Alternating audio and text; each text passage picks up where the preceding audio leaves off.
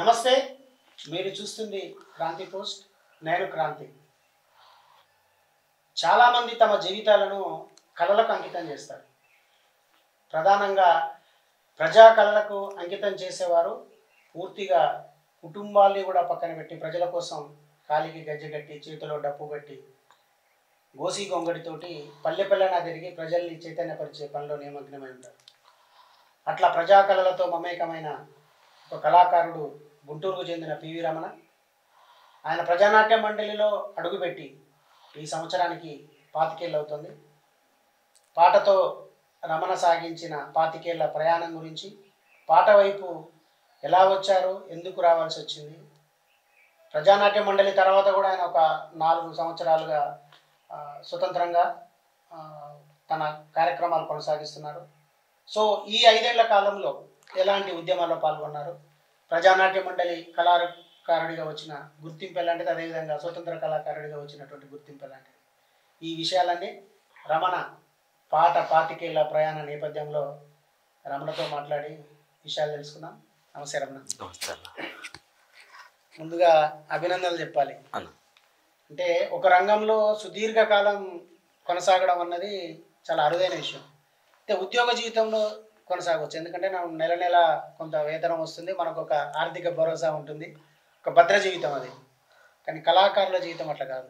ముఖ్యంగా ప్రజా కళలు నమ్ముకున్న సినిమా కళాకారులు వేరు, కానీ ప్రజా కళలు నమ్ముకున్న వాళ్ళకు అలాంటి భద్రమైన జీవితం ఉండదు. అయినా ఒక విధంగా ఆ కళాకారుని కుటుంబం త్యాగాలు చేయాల్సి వస్తుంది. అంటే ఇన్ని ఇబ్బందులున్నా ఒక 25 ఏళ్ల పాటు ఒక పాట వెంట ప్రయాణం చేయడం అనేది మామూలు విషయం కాదు. సో అసలు మీ నేపథ్యం, పాట వైపు ఎట్లా వచ్చారు, ఇన్నేళ్ళు ఎలా కొనసాగలిగారు, ఈ విషయాలు మాట్లాడుకుందాం. అందరికీ నమస్కారం అండి. నాకు ఈ అవకాశం ఇచ్చినటువంటి క్రాంతి గారికి నా ధన్యవాదాలు తెలియజేస్తా ఉన్నాను.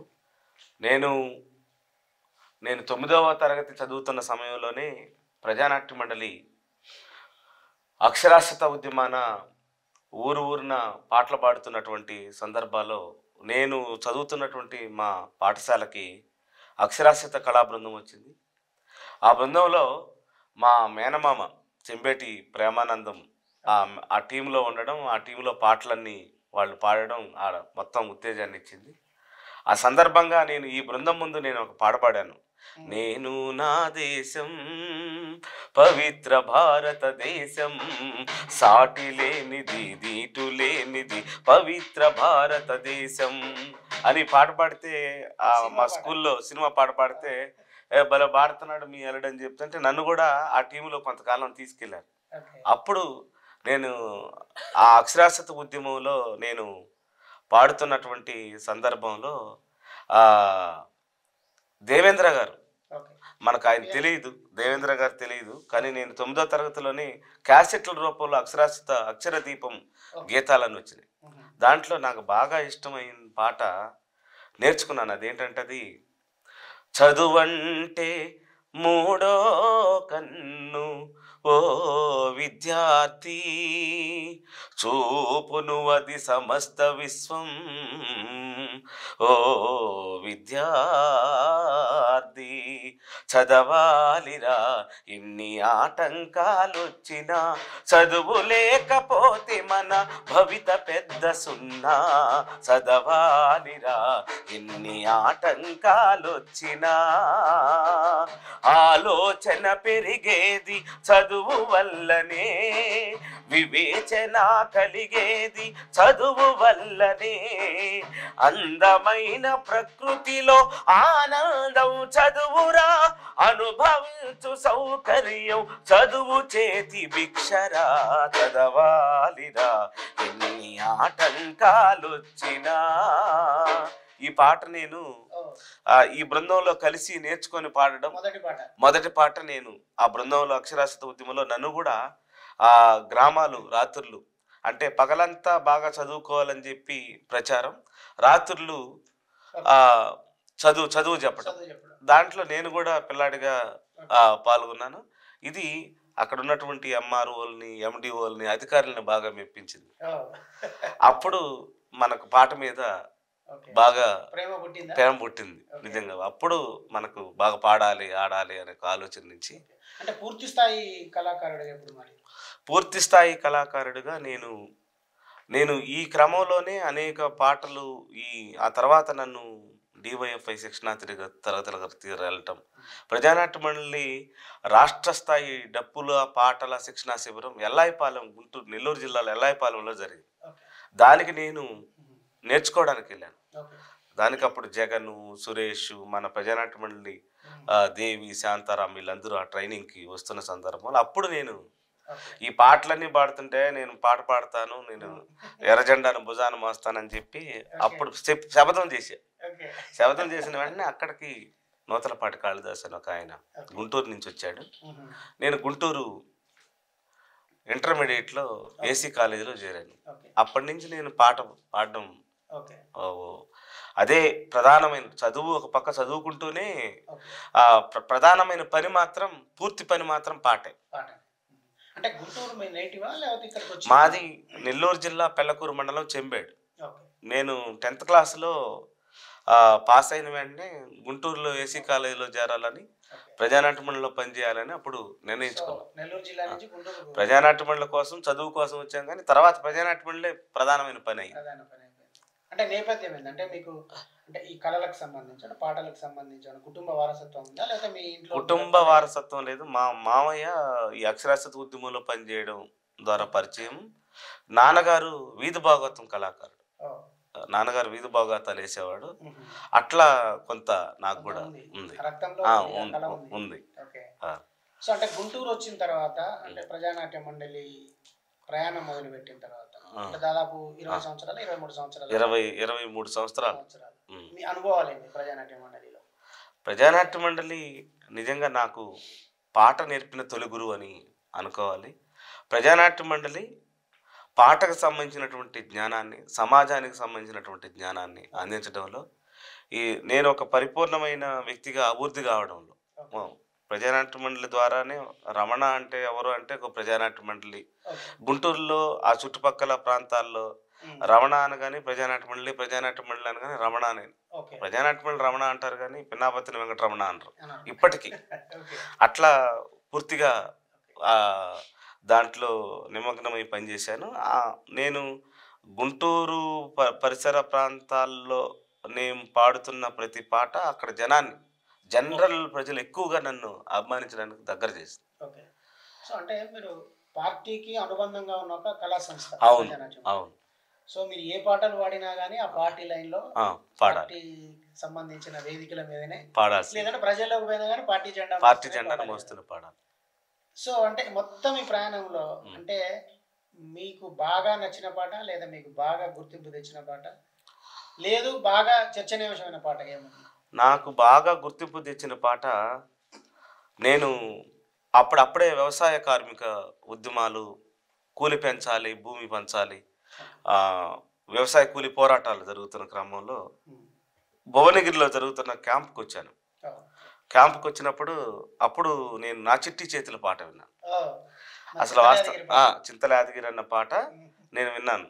అంటే నేను చదవాలిరా ఎన్ని ఆటంకాలు వచ్చిన ప్రభుత్వ అధికారుల దగ్గరికి, కలెక్టర్ల దృష్టిని ఎట్లా ఆకర్షించిందో ఈ పాట నేను నేర్చుకొని, నేను ఇంటర్మీడియట్ నా చిట్టి చేతిలో పాట పాడుతుంటే ఎక్కడ ఫస్ట్ నా చేతి ఈ పాటే పాడించేవాడు అధికారులు కానీ. బ్రాండ్ అయిపోయాను. నా చిట్టి చేతుల పాట నాకు మంచి గుర్తింపునిచ్చింది. అప్పటి ముఖ్యమంత్రి నేదురుమల్లి జనార్దన్ రెడ్డి గుంటూరు ఒక సదస్సుకి వచ్చాడు. సదస్సుకి వచ్చినప్పుడు మా కాలేజీ ప్రిన్సిపాల్ నా చేత పాట పాడించాడు ఇదే పాట. ఈ పాట పాడిన తర్వాత ఆయన జోబిలో నుంచి ఒక పెన్ ఇచ్చాడు నాకు. చాలా కాలం దాచిపెట్టాను కానీ దాన్ని దాచిపెట్టలేకపోయాను. పెన్ ఇచ్చాడు, అది పేపర్లో పడింది. ముఖ్యమంత్రిని మెప్పించిన పాట, బహుమతిగా పెన్ననిచ్చిన ముఖ్యమంత్రి మైమరిచినటువంటి ప్రజలు. అది మా కాలేజీ నోటీస్ బోర్డులో పెట్టారు ఆ ఫోటో. ఆ పెన్ ఇచ్చింది ఆయన ఫోటో తీసి ఈనాడులో వచ్చిన దాన్ని కాలేజీ నోటీస్ బోర్డులో పెట్టారు. ఇక కాలేజీలో ఇక్కడ మనం హీరోస్ అనమాట. ఇక ఎక్కడ జరిగిన అది చాలా కాలం నోటీస్ బోర్డులో ఉంది. అది సో ఆ పాట ఎన్నిసార్లు పాడాడు ఆ పాటని? కొన్ని వందల సార్లు వందల పాడాను. సార్లు. ఇప్పుడు కూడా ఒకసారి పాడాలి. అన్న. నా చిట్టి చేతులు చక్కని రాతలు నేర్వలేదయ్యో, నా సంకన మేడితో సాలిరవాలను ఉన్ని నానయ్యో. నా చిట్టి చేతులు చక్కని రాతలు నేర్వలేదయ్యో, నా సంకన మేడితో సాలిరువాలును ఉన్ని నానయ్యో. నన్ను గన్నా వాళ్లకు 7 ఏళ్ళప్పుడు దూరమయ్యాను, దొరగారి ఎడ్ల కొట్టం కాడికి చేరువయ్యాను. 3 మూరల కర్రతో 30 ఎడ్లతో స్నేహం నాదయ్యో, 3 మూరల కర్రతో 30 ఎడ్లకు అన్న సోపతి నాదయ్యో అని రాశాడు. కానీ మా సైడ్ సోపతి అంటే అర్థం కాదని 3 మూరల కర్రతో 30 ఎడ్లతో స్నేహం నాదయ్యో. దిక్కు దిక్కున ఉరకంగా లేలేత కాళ్లకు గుచ్చెను ముల్లయ్యో, గుచ్చెను ముల్లయ్యో. నా చిట్టి చేతులు చక్కని రాతలు నేర్వలేదయ్యో, నా సంకన మేడితో సాలిరువాలు ఉన్ని నానయ్యో. ఎముక ముదరని రెక్కలు బరువున మోసి నొప్పి పడుతుంటే, తేప తేపకు దొరసాని రోకలి పోటుల మాటలంటుంది. బొక్క ముదరని రెక్కలు నొప్పిని చేసి నొప్పి పడుతుంటే, తేప తేపకు దొరసాని రోకలి పోటుల మాటలంటుంది. చిన్న వంటికి చిల్లులు బడ్డా చొక్కా ఒక్కటున్నాదే, వాని బిడ్డల వంటికి రంగుల బట్టలు రోజు మారేనే, రోజు రోజు మారేనే. ఈ పాట నిజంగా నాకు మంచి గుర్తింపు తెచ్చిన పాట. 25 పైగానే పాట 2 రాష్ట్రాల్లో సంచలనం సృష్టించింది, అనేక ముఖ్యమంత్రులను ఏడిపించింది. సో ఇది కాకుండా మీరు కేవలం రమణ పాటలు మాత్రమే పాడతారా, పాటలు కూడా రాస్తారా? నేను మొదట్లో మన ప్రజానాట్య మండలి వర్క్షాపుల్లో వీళ్ళందరూ రాస్తున్న పాటలు, కొన్ని వందల పాటలు పాడడం ద్వారా నాకు కూడా రాయడం వచ్చింది, రాయడం అబ్బింది. ఆ తర్వాత నేను సంగీతం నేర్చుకున్నాను. సంగీతం నేర్చుకున్న తర్వాత ప్రజానాట్య మండలిలో ఒక తరం కళాకారులు, ఇప్పుడు చింతల యాదగిరన్ లాంటి వాళ్ళు, రాజు లాంటి వాళ్ళు, డిబి చారి లాంటి వాళ్ళు, వీళ్ళందరూ అప్పుడు ట్యూన్స్ వాళ్ళే పాటలు రాసి వాళ్ళే ట్యూన్స్ చేస్తున్న సందర్భంలో అతి దగ్గరగా పరిశీలించాను. అనేక వందల వర్క్షాపుల్లో నేను పాల్గొనడం ద్వారా వాళ్ళు పాట పాడుతున్న తీరు, వాళ్ళు రాస్తున్న తీరు, అవన్నీ దగ్గరుండి నేర్చుకోవడం ద్వారా నేను పాట రాయడం నేర్చుకున్నాను, నేను పాట ట్యూన్ చేయడం నేర్చుకున్నాను.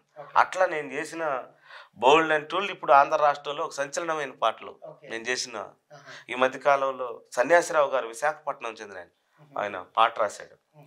పాట నేనవుతా కోయిల పాట నేనవుతా, నీతి పరుల త్యాగదనుల మాట నేనవుతా, ప్రజానాట్య మండలినై ప్రబలు చిందుతా, ప్రజల పని పాటల్లో పల్లవించుతా, పాట నేనవుతా కోయిల పాట నేనవుతా, నీతి పరుల త్యాగదనుల మాట నేనవుతా, సిరులు పెంచే రైతు చేతిలో హలం నేనవుతా, మరులు గొలిపే మంచి కవుల కలము నేనవుతా, మానవత్వం పొంగే గాయక గళము నేనవుతా, దానవత్వం దునుమ ప్రజల బలము నేనవుతా, పాట నేనవుతా కోయిల పాట నేనవుతా, నీతి పరుల త్యాగదనుల మాట నేనవుతా, ప్రగతి పూల వనములోన పువ్వు నేనవుతా, కష్టజీవుల పెదవిపై చిరు నవ్వు నేనవుతా, ఆడపడుచు నడిచే కాళ్ళ అందలము అవుతా, జనం సేద తీర్చే వృక్షపు మొవ్వు నేనవుతా, పాట నేనవుతా కోయిల పాట నేనవుతా, నీతి పరుల త్యాగదనుల మాట నేనవుతా. ఈ పాట నేను ట్యూన్ చేశాను. ఇది మధ్యమావతి రాగానికి సంబంధించినటువంటి పాట. ఓకే. మా ప్రజానాట్య మండలి పాటలు దీనికి ఒక రాగం అంటే మన ఒక గాయకులు వాళ్ళంతా రాసింది వాళ్ళు ఒక ట్యూన్ అనుకోవడం పాడడం. నాలాంటి వాడు కొంచెం సంగీతం కాస్త నేర్చుకున్న తర్వాత ప్రజానాట్య మండలి పాటల్లో కొంచెం రాగాలాపనలు. ఈ పాటలో పమ ప నిరి పమరి నిరి స పమగ నిరి ప నిరి సని ప అని కులము మతము అతీతమైన కోటని నవ్వుతా ఇట్లా కొన్ని రాగాల చివరిలో ప్రజానాట్యం అప్పటిదాకా స్వరాలు ఉండేటివి కాదు. పాసాని నిపా పాటే ప్రాణమై రి సని సరి జనమే గానమై ఇట్లా స్వరాలతో లింక్ చేసినటువంటి కొంచెం సంగీత జ్ఞానం తెలిసిన తర్వాత ప్రజానాట్య మండలిలో ఉండగానే నేను జానకి గారని ఒక మేడం దగ్గర నేను సంగీతం నేర్చుకున్నాను. ఆ స్వరాలు రాగాలు అట్లా కొన్ని పాటలు మీకు అద్భుతమైన పాటలు. మీరు యూట్యూబ్లో ఒక పాట ఉంటుంది, గాలిది ఏ కులము ఈ నేలది ఏ కులం, అది నేను చేసిన చూనే. ఇది సన్యాసరావు గారు రాసింది. మామూలుగా గాలిది ఏ కులము నేలది ఏ కులము నేలన నిల్చి గాలిని పీల్చే మనిషికెందుకు ఈ కులము మనిషికెందుకు ఈ కులము గాలిది ఏ కులము నేలది ఏ కులము నేలది ఏ కులము ఎగిరే పక్షిది ఏ కులము పారే నీటిది ఏ కులము పూసే పున్నమిదే కులము పూసే పున్నమిదే కులము అర విరిసిన వెన్నెల దే కులము గాలిది ఏ కులం. ఈ పాట అంటే మొత్తంగా పిఎన్ఎంలో ఒక 23 సంవత్సరాలు ఉన్నారు కదా? అవును. సో అది ఎందుకు బయటికి రావాల్సి వచ్చింది? పాట నేర్చుకోవడం తర్వాత ఒక సమస్య సహజంగానే వస్తుంది. ఇప్పుడు నేను నాకు ఒక పెద్ద ఆయన ఈ మధ్య ఒక పెద్ద రహస్యం చెప్పాడు. అదేంటంటే అప్పుడు ఉమ్మడి కమ్యూనిస్టు ఉద్యమంలో పెద్ద పెద్ద సభలు నేను బసవపన్నయ్య లాంటి వాళ్ళు, సుందరయ్య గారు లాంటి వాళ్ళు, ఎల్బిజీ గారు లాంటి వాళ్ళు ఒక పెద్ద పెద్ద సభలు జరిగేటమాట. అక్కడ కింద పద్మశ్రీ నాజర్ గారి బుర్రకథ కార్యక్రమం ఉంటుంది అని ఉండేదట. కింద నోట్. ఇక ఈ జనం అంతా తండోపతండాలుగా వచ్చి రాగానే ఈ జనం నాయకుల ఉపన్యాసాలు కోరుకునేవాళ్ళు కాదట. మాకు నాజర్ గారి బుర్రకథ స్టార్ట్ చేయండి అనేవాళ్ళట. ఇక్కడ ఈ నేపథ్యం నేను ఎందుకు చెప్తున్నానంటే కళాకారుడికి ఒక గుర్తింపు, ఒక సహజమైనటువంటి ప్రతిభ ఉన్న తర్వాత నాయకుల మధ్య కళాకారుల మధ్య ఘర్షణ జరుగుతుంది. అట్లా నాజర్ గారి బుర్రకథ ఇంకా పెట్టద్దని చెప్పారట చాలా మంది నాయకులు. అతని బుర్రకథ ఉంటే మేము ఆ సభకు రామనేవాళ్ళట. ఎందుకంటే ఆయన బుర్రకథ ఆయన ఎట్టుంటది, ఎన్నాళ్ళీ కాపురాలు ఏ చెరోగెరో మని చేద్దామన్నా ఎట్టాగి కాపురాలు కాపురమంతా కరువుల సంత జీవితమంతా అతుకులబంతా చాలి చాలని కూలె గుంజలు తిన్నుంటే పస్తుండదు రన్న ఎన్నాళ్ళీ కాపురా. ఈ రగడలు పాడుతూ ఉంటే జనానికి ఉత్సాహం ఆయన బుర్రకథ తినడానికి జనం వస్తే మీ ఉపన్యాసాలు ఆపండి మీ బుర్రకథ అంటే ఏమైపోతుందంటే ఒక ఇగో అంటే ఇట్లా ఆయన స్వగతంలోనే చాలా విషయాలు చెప్పుకున్నాడు. ఇట్లా కళాకారుడికి ఒక ప్రతిభ వచ్చిన తర్వాత ఆ ప్రతిభని ఈడు మా బిడ్డ, ఈడు నా ఆస్తి, మన కోసం వీడు మా అని చెప్పుకోవడం, గర్వంగా చెప్పుకోవడం మానేసి కళాకారులు. అట్లా నాకు కూడా కాస్త గుంటూరులో నేను పాట పాడుతున్న సమయంలో మనకు వస్తున్న గుర్తింపు, నువ్వు ఇక్కడే పాడాలి, నువ్వు ఇక్కడే చేయాలి, ఈ పరిధిలో నువ్వు పాడడానికి వీల్లేదు అని నాకు రేఖలు గీయడం మొదలు పెట్టారు. సహజంగానే మనకు అవి మనసుకి కొన్ని గాయాలు తగిలి అనివార్యంగా ఇక ఇక దీంట్లో ఉండడం సాధ్యం కాదని చెప్పి నేను నిదానంగానే బయటికి వచ్చాను. రమణ గురించి మనం ఇంకొక విషయం చెప్పాలంటే, ఇంతసేపు మనం ప్రజానాట్య మండలి జీవితము పాటతో ప్రయాణం గురించి మాట్లాడుకుంటున్నాం. ప్రజానాట్య మండలి నుంచి బయటకు వచ్చిన తర్వాత జాషువా కల్చరల్ సెంటర్ అని ఏర్పాటు చేసిండు. సో దాని ద్వారా కూడా కార్యక్రమాలు జరుగుతున్నాయి. అంటే జాషువా పేరు మీదనే జాషువా కల్చరల్ సెంటర్ అనే ఎందుకు ఏర్పాటు చేయాల్సి వచ్చింది? ఇప్పటి వరకు అంటే దాదాపు 3 ఏళ్లుగా ఆ సంస్థ ఆధ్వర్యంలో జరుగుతున్న కార్యక్రమాల గురించి కూడా మనం తెలుసుకున్నాం. రమణ, సో పిఎన్ఎం నుంచి బయటకు వచ్చారు. బయటకు వచ్చిన తర్వాత ఖాళీగా కొద్ది రోజులు లేదు, ఇమీడియట్గా లేదు. నేను ప్రజానాట్య మండలిలో ఉండగానే జాషువా సాహిత్యం సమకాలీన మీద ఒక పెద్ద సదస్సు గుంటూరులో నిర్వహించాను. పిఎన్ఎం ఆధ్వర్యంలో డేరు జిల్లా కార్యదర్శి. దానికి గోరెటెంకన్న, రాజపాలెం చంద్రశేఖర్ రెడ్డి, కాదర్ మొహియుద్దీను, శ్రీనివాసు లాంటి పెద్ద పెద్ద కవులు కళాకారులు వచ్చారు.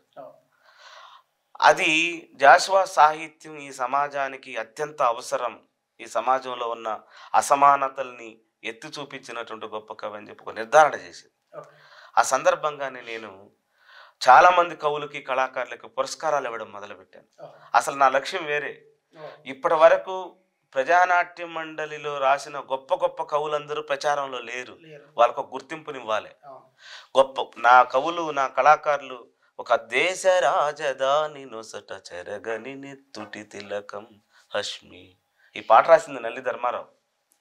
ఆయన గుర్తింపు లేదు, పెద్దగా గుర్తింపు లేదు. చాలా అద్భుతమైన పాటలు రాశాడు, చాలా అద్భుతమైన పాటలు రాశాడు. ఆయన నేను జాషువా పురస్కారం ఇచ్చాను పార్టీలో ఉన్నాగానే. ఇట్లా చాలా మంది కవుల్ని గుర్తించి ఇలా పురస్కారాలు ఇవ్వాలి అని నేను ప్రతిపాదన చేస్తున్న సమయంలో ఈ ఘర్షణలో నుంచి బయటకు వచ్చాను. ఇక నేను ఈ ప్రయాణాన్ని నేను ఆపకూడదు, కళాకారులకి పురస్కారాలు ఇవ్వాలని చెప్పి జాషువా కల్చరల్ సెంటర్ నేను పెట్టాను.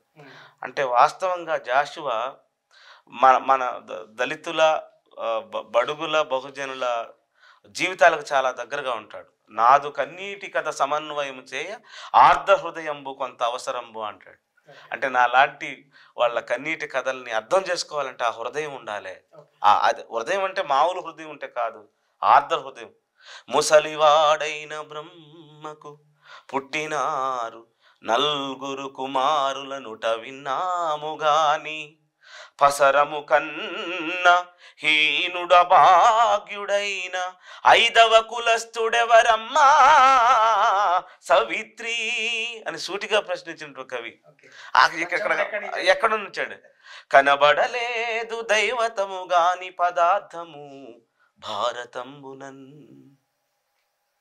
కనబడలేదు వర్ణమును కన్న పిశాచము భారతంబునన్, కనబడలేదు దైవతము గాని పదార్థము భారతంబునన్, కనబడలేదు వర్ణమును కన్న పిశాచము భారతంబునన్, కనబడలేదు సత్కులము కన్న మహాకళ భారతంబునల్, కనబడలేదు పంచముని కన్న నీచపు జంతువు ఏది.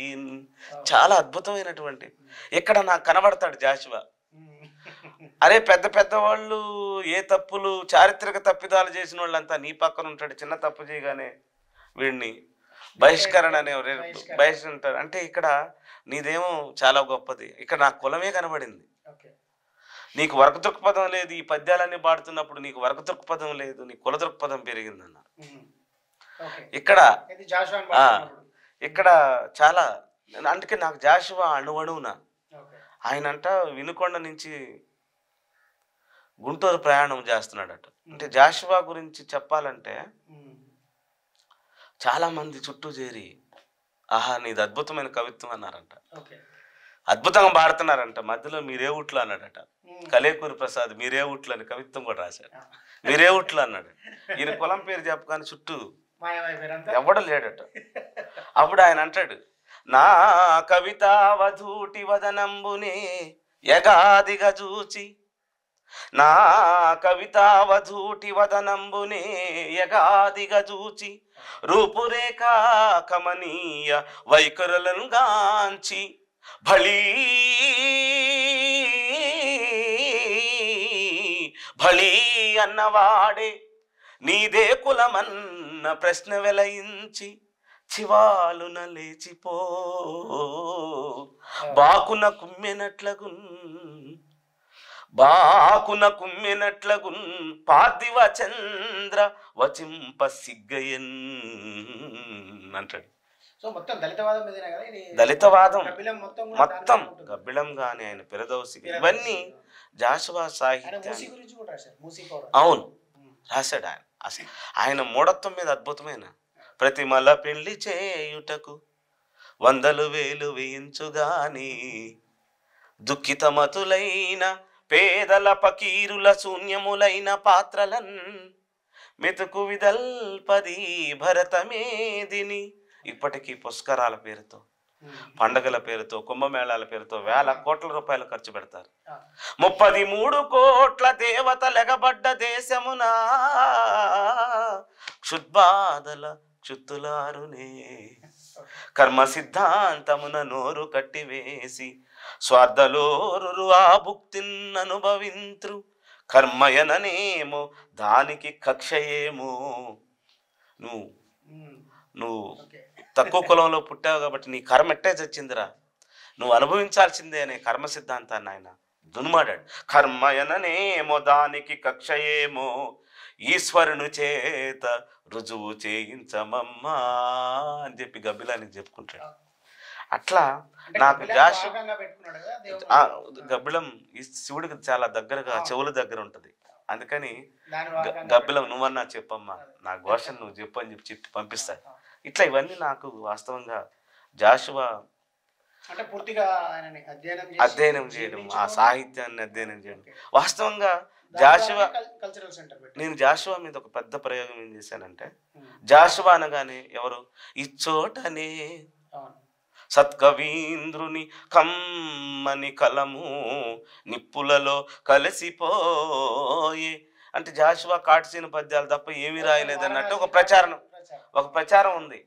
అరే నాయన జాషువా ఇన్ని రాశాడు అని చెప్పి వీటన్నిటికీ రాగాలు దేవేంద్ర గారు, నేను, ఇస్మాయిల్ గోనాల్ గారు. ఆయన ఇస్మాయిల్ గోనాలని ఆయన బెంగళూరుకు సంబంధించిన ఆయన వేమన సూత్ర తపస్వికి సంగీతం వహించారు. ఆయన కూర్చొని జాషువా గబ్బిలం అన్నిటికీ రాగాలు చేశాం. ఇది సింధు భైరవి రాగం, మధ్యమావతి రాగం, ఈ రాగాలన్నిటిలో జాషువా నిమిడిచి ఈ పాఠం మొదలు పెట్టాను గుంటూరు అంతటా. వారణాసి కాట్సీను పద్యాలు కాదు, జాషువా అమ్మో ఇంతుందా అమ్మో ఒక అద్భుతమైన పాట. వాస్తవంగా చాలా గబ్బిలం ముంతాజ్ మహల్, ఆ క్రీస్తు చరిత్ర, ఏదైతే రాజు వర్షించే రాజు జీవించే రాతి విగ్రహంలందు సుఖవి జీవించే ప్రజల నాలుకలే అని ఈ పద్యాలన్నిటి అన్ని రంగాలు అంటే జాషువా సాహిత్యం ఒక దళితవాదమే కాదు, అది మానవతావాదం. అందుకే మేము ఈ ట్యూన్ చేసేటప్పుడు చాలా జాగ్రత్తలు తీసుకున్నాం. దేవేంద్ర గారు ఒక అద్భుతమైన పాట రాశారు జాషువా గురించి, అదొక పతాక్ గేయం. సాహితీ సమరాంగణాన జ్వలయించిన అగ్నిశిఖ మనిషి కొరకు పూర్తి కాని అనంతమైన ప్రేమలేఖ మానవత్వ మణిమాణిక్యాల కోసమా జాషువా తెలుగు పలుకులు కులికే కోకిలమ్మ కువా కువా అనువదిస్తే అవుతుంది మహాకవి జాషువా ప్రతి పదము వేకువా చదువులమ్మానకువా అనగారిన పన్నులు పెట్టిన పొలికేకవా జాషువా జాషువా సాహిత్య ఏరువాక తెలుగు పలుకు పంచుతావు జీవముండు దాకా జాషువా మహాకవి జాషువా ఎవ్వరికి ముందే తెలియదు తను పుట్టిన కులం ఏమిటో పుట్టిన ఆ కులం వంకతో వేధిస్తే ప్రశ్నల ముట్టడి కాలమంత గాయాలై కాలమంత గాయాలై బావురమంటున్న వేళ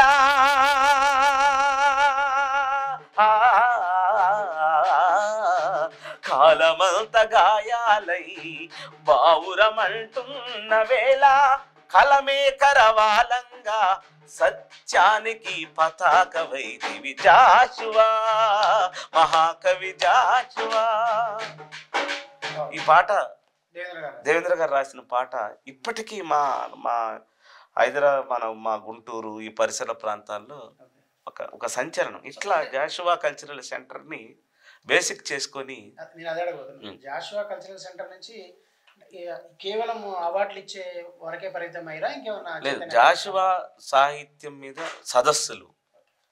ఈ జాషువాని విస్తృతం చేసింది గుంటూరులో నా కేంద్రంగానే విస్తృతం చేశాను. ప్రతి ఏటా 3 రోజుల పాటు సదస్సులు నిర్వహిస్తాం.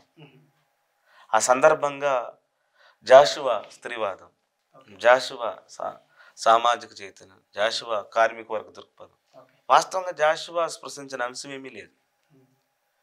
అటువంటి అంశాల మీద జాషువాని ఒక పెద్ద ఎత్తున మేము ఇచ్చిన కవులు కూడా పిల్లి జైవీర్, ఏ అసురుడు సృష్టించిన పంచమ తంత్రం నరజాతిని వంచిన దారుణ కులం, నాది వసేరాంలో సినిమాలో నరకబడిన శంభూకి ఆయన మా అవసాన దశలో చనిపోతాడనగా ఏ గుర్తింపు లేని పిల్లి జైవీర్కి ఆయన ఇంటికి వెళ్ళి ఆయన ముందు పెద్ద టెంట్ వేసి ఆయనకి ఒక పెద్ద సన్మానం చేశాం. మేము సన్మానం చేసిన వారం రోజులకే చనిపోయాడు ఆయన. చాలా అద్భుతం. అంటే అట్లా మేమేంటంటే అవార్డులు ఎవరికంటే వాళ్ళకి ఇవ్వం. ఎవరికైతే ఈ సమాజంలో అద్భుతమైన సాహిత్యం రాసి గుర్తింపు లేకుంటున్నాడో, ఇప్పుడు ఏముంది, చిన్న చిన్న పాటలు రాసి చిన్న రాస్తేనే వాడు యూట్యూబ్లో అట్లా పెద్ద ఎత్తున ఉండు. కానీ అద్భుతమైన సాహిత్యం రాసినాడు. అంటరాని అమ్మగన్నా అని ముత్యమా, కుల రక్కసినెదిరించిన కవి దిగ్గజమా, ఉంటావు తెలుగు భాష ఉన్నంత కాలం, జాషువా కవీంద్రుడా అందుకో వందనం అని రాశాడు ఆయన.